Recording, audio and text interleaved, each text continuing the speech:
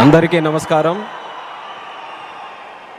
కోట్లాది మంది దేశ ప్రజల తాలూకా ఆశయాలకు ప్రతీక, దేశ సమగ్రత కోసం, దేశ భద్రత కోసం, దేశ భవిష్యత్తు కోసం ప్రతీగా నిలిచినటువంటి ప్రధాన సేవకుడు, మనమందరం కూడా అభిమానించే నాయకుడు, మనమే కాదు ప్రపంచం గర్వించదగ్గ నాయకుడు దేశ ప్రధానమంత్రి నరేంద్ర మోదీ గారు. అలాగే విజనరీ నాయకుడు, నవ్యాంధ్రప్రదేశ్ నిర్మాత మన ప్రియతమ ముఖ్యమంత్రి వర్యులు నారా చంద్రబాబు నాయుడు గారు. అలానే మన ఉప ముఖ్యమంత్రి వర్యులు, ఆయనకి పదవులతో పని లేదు, జనం కోసం నిత్యం జీవించేటటువంటి జనసేనాని పవన్ కళ్యాణ్ గారు, రాష్ట్ర గవర్నర్ గారు అబ్దుల్ నజీర్ గారు, అలాగే వేదికలు అలంకరించినటువంటి కేంద్ర మంత్రులు, అలాగే మన తెలుగు యువతకి ఒక ఆదర్శప్రాయమైనటువంటి నాయకత్వంతో ముందుకు నడిపిస్తున్నటువంటి సోదరులు నారా లోకేష్ అన్న గారికి, ఎంపీ కలిశెట్టి అప్పలనాయుడు గారికి, ఎమ్మెల్యే మాధవమ్మ గారికి, అలాగే ఇక్కడికి విచ్చేసినటువంటి ఎంతోమంది జనప్రతినిధులకి, ఇక్కడికి విచ్చేసినటువంటి నా ఉత్తరాంధ్ర సోదర సోదరిమల్ల అందరికీ కూడా నా హృదయపూర్వకమైనటువంటి నమస్కారాలు తెలియజేసుకుంటున్నాను. ఒక 12 సంవత్సరాలైతే ఒక పుష్కరం అంటాం, 100 సంవత్సరాలైతే శతాబ్దం అంటాం. అలాంటిది యుగానికి ఒక్కసారి వచ్చేటటువంటి కార్యక్రమం అల్లూరి సీతారామరాజు విమానాశ్రయం ప్రారంభోత్సవ కార్యక్రమం అని గర్వంగా, ఈ ఉత్తరాంధ్ర బిడ్డగా, మీతో పాటు ఇక్కడ పుట్టినటువంటి వ్యక్తిగా, కింజరాపు ఎర్రన్నాయుడు గారి తాలూకా బిడ్డగా ఈరోజు గర్వంగా ఉందని కూడా ఈ సందర్భంగా తెలియజేసుకుంటున్నాను. ఉత్తరాంధ్ర అంటే ప్రతి ఒక్కరు కూడా ప్రపంచం వైపు చూసేవాళ్ళు. మనకి పని కావాలన్నా, మనకి ఏ అవకాశం కావాలన్నా, మనకి పొట్ట గడవాలన్నా, ఏ కార్యక్రమం చేయాలన్నా సరే ఉత్తరాంధ్ర అంతా కూడా ప్రపంచం వైపు చూసేది. కానీ ఈరోజు మన భోగాపురం ఎయిర్పోర్ట్ చూసిన తర్వాత ప్రపంచం ఉత్తరాంధ్ర వైపు చూస్తుందన్నది గర్వంగా మనందరం కూడా తెలియజేసుకోవాలి. అవకాశాల నిధిగా భోగాపురం విమానాశ్రయం మన ప్రధానమంత్రి గారి చేతుల మీదుగా ఈరోజు ప్రారంభోత్సవం కానుంది. అలాంటి విమానాశ్రయం ఒక 77,000 చదరపు అడుగులతో తయారవుతున్నటువంటి విమానాశ్రయం సుమారు 60 లక్షల కెపాసిటీతో తయారవుతుంది. ఎంఆర్ఓ కానీ ఎంతోమంది యువతీ యువకులకి ఉద్యోగాలు ఇచ్చే అవకాశం ఇక్కడ కలగబోతుంది. ఎడ్యూసిటీ ద్వారా రేపు భవిష్యత్తులో ప్రపంచంలో ఉన్నటువంటి ఏవియేషన్ వర్క్ ఫోర్స్కి ట్రైనింగ్ మన ఉత్తరాంధ్రలో, మన భోగాపురంలో జరగబోతుందనడానికి కూడా నేను ఎంతో గర్వపడుతున్నానని తెలియజేస్తున్నాను.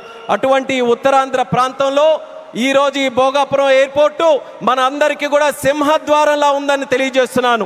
ఇచ్చాపురం నుంచి పాతపట్నం, పాలకొండ, శ్రీకాకుళం, అలాగే బొబ్బిలి, పార్వతీపురం, విజయనగరం, అరకు, అనకాపల్లి, విశాఖపట్నం, ఈ ఉత్తరాంధ్రలో ఏ ప్రాంతం తీసుకున్నా సరే అందరికీ కూడా సమాన దూరంలో ఉన్నటువంటి ఈ భోగాపురం విమానాశ్రయం మనందరికీ కూడా సింహద్వారంలాగా పనిచేయబోతుందని తెలియజేస్తున్నాను. అలాగే మీ అందరికీ కూడా తెలుసు, కలియుగ వెంకటేశ్వర స్వామి ఆలయానికి వెళ్తే సంవత్సరానికి ఒకసారి వైకుంఠ ఏకాదశి నాడు ఉత్తర ద్వారం తెరుచుకుంటుంది. అలా మన ఆంధ్రప్రదేశ్ అభివృద్ధి కోసం ఈరోజు ఉత్తర ద్వారంలో మన భోగాపురం ఈరోజు మనందరికీ కూడా తెరవబోతుంది.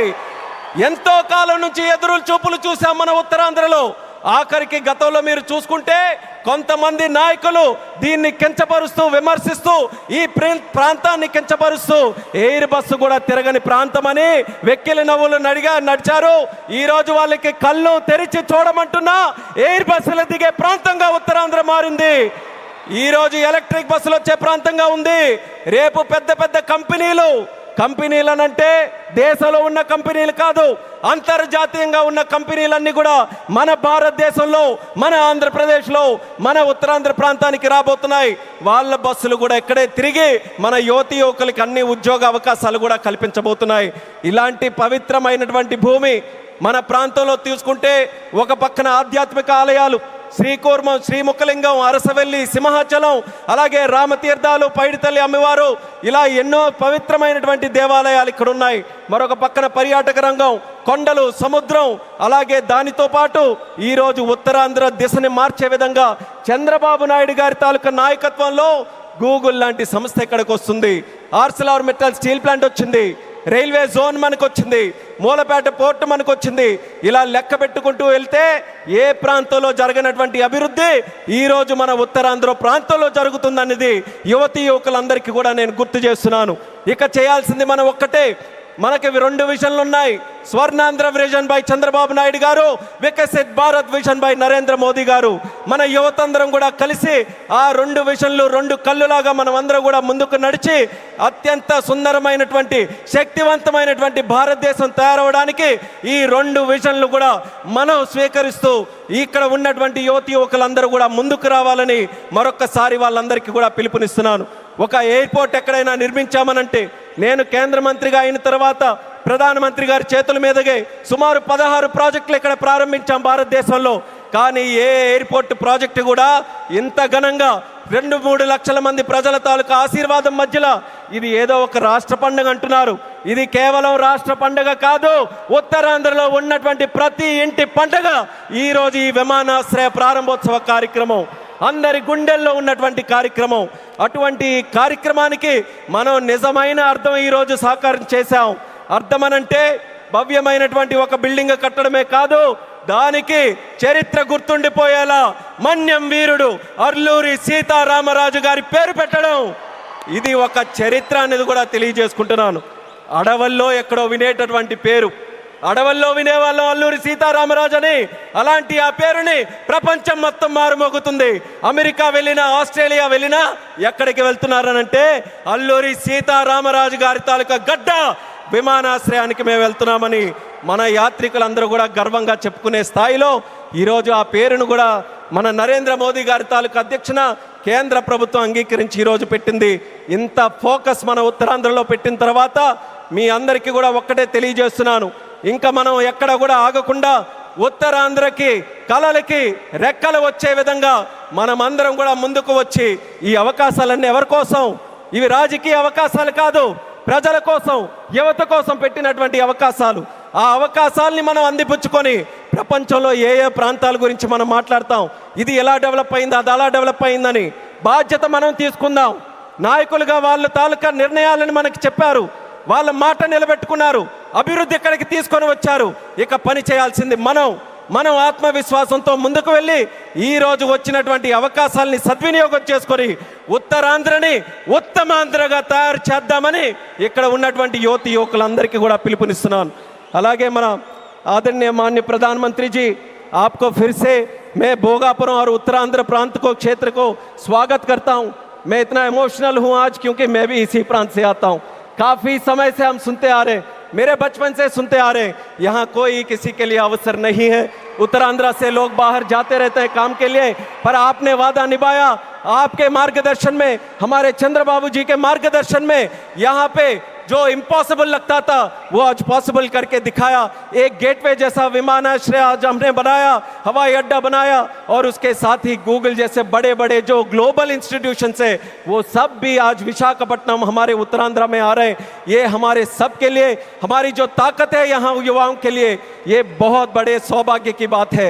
आपने अपना वादा निभाया और मैं इस मंच से आपको वादा देता हूँ, हमारे उत्तरांध्र के युवा से वादा देता हूँ कि आपका जो विजन है विकसित भारत 2047 का विजन में उत्तरांध्र का हर युवा व्यक्ति आपके साथ खड़ा रहेगा, आपके साथ काम करेगा.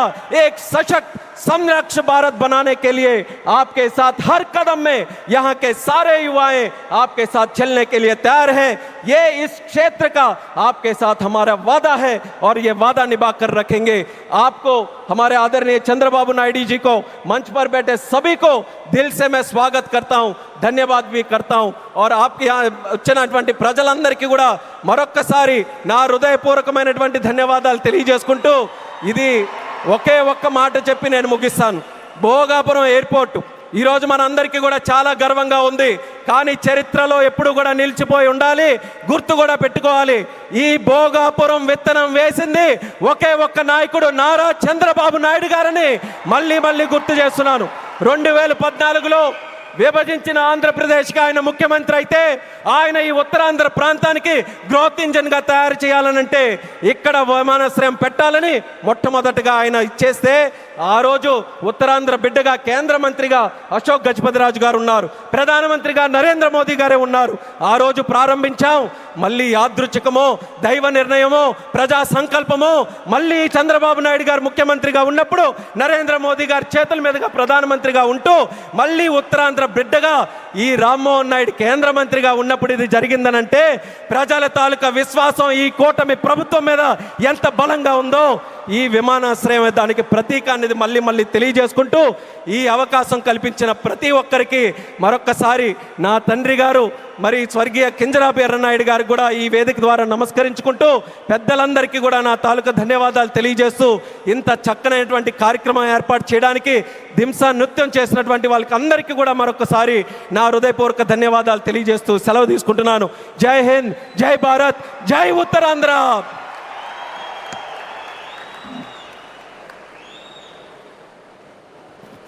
Thank you sir, thank you very much. ఇప్పుడు గౌరవనీయులు honourable minister for IT, HRD, electronics and communication